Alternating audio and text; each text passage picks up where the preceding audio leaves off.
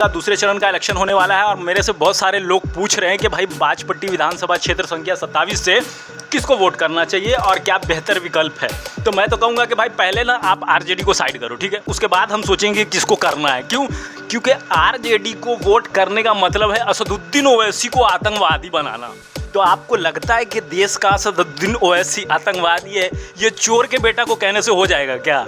असदुद्दीन ओवैसी इस देश का भारत रत्न जीता हुआ बंदा संसद है, उसके बारे में इतनी बड़ी बात कहना ये तो हेलो गाइस, सलाम नमस्ते सत श्री अकाल, मेरा नाम समीर और आप देख रहे हैं वन आज तक। चलिए आज हम बात करने वाले हैं जिस टॉपिक पे वो बहुत ही ज़्यादा इंपॉर्टेंट होने वाला है। वैसे आपको पता ही होगा कि बिहार में जो दूसरे चरण का इलेक्शन होने वाला था उसका पहला चरण का इलेक्शन हो चुका है और दूसरे चरण का इलेक्शन 11 तारीख को कंप्लीट हो जाएगा, ठीक है। तो वैसे में मेरे से बहुत सारे लोग पूछ रहे हैं कि भाई बाजपट्टी विधानसभा क्षेत्र संख्या 27 से किसको वोट करना चाहिए। तो मैं उन लोगों को सिर्फ इतना कहूँगा कि भाई अगर आपको अपनी मर्जी से वोट करना है तो आप जिसको चाहे कर सकते हैं, लेकिन आप अगर मुझसे राय पूछ रहे हैं, मेरी राय पूछ रहे हैं, तो मैं तो यही कहूँगा कि आपके बच्चे और आपके परिवार के लिए जो बेहतर होगा उसको वोट करें। तो मेरा ये पहला ओपिनियन ये होगा कि आप ना आरजेडी को साइड कर दो, ठीक है, क्योंकि आरजेडी पिछले 70 साल से यही चूरन बेच रही है कि हमको बीजेपी को रोकना है और इनसे 2004 से बीजेपी रुक नहीं रही है और ना ही 2004 के बाद ये कभी पावर में आया, और आया भी है तो सिर्फ अपना विकास किया है, बिहार के बारे में कुछ भी नहीं सोचा है, ठीक है।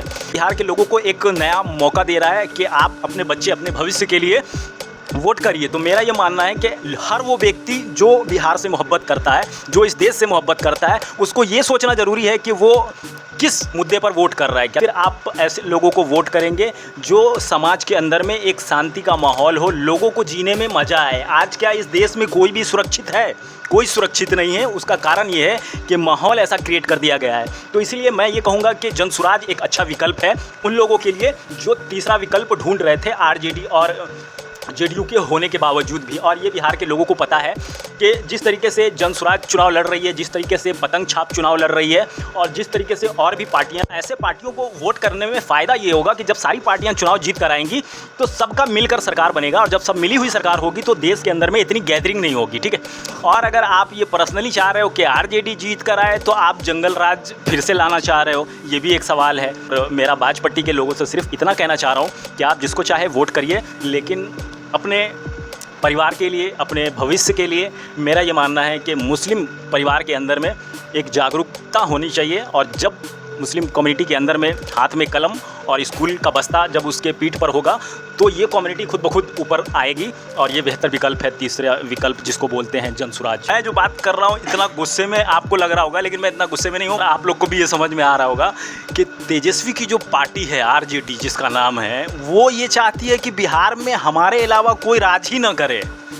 और बिहार के लोगों को अच्छे से पता है कि 15 साल आरजेडी ने राज किया है, इसके राज्य में जितना भ्रष्टाचार हुआ है वो इतिहास है। पिछले 10 साल से असदुद्दीन ओवैसी की पार्टी से हमारे बाजपट्टी विधानसभा क्षेत्र संख्या 27 के जो कैंडिडेट थे, 2 बार से अपनी पूरी प्रयास किया है टिकट लेने की, लेकिन किसी कारण जो पार्टी का निर्णय है ये सबको मानना पड़ेगा, तो पार्टी ने अब कैंडिडेट नहीं दिया है। तो अब ये विकल्प है उन लोगों के लिए कि अब किसको वोट करना चाहिए। तो आप अपने बच्चों के भविष्य के लिए, अगर आप अपने एक अच्छे समाज के लिए अगर वोट करेंगे तो मेरी राय है कि आप खुलकर जनसुराज को वोट करें, क्योंकि जनसुराज एक विकल्प और लोगों को इस पर सोचना चाहिए। फिलहाल मिलते हैं अगली वीडियो में, जब तक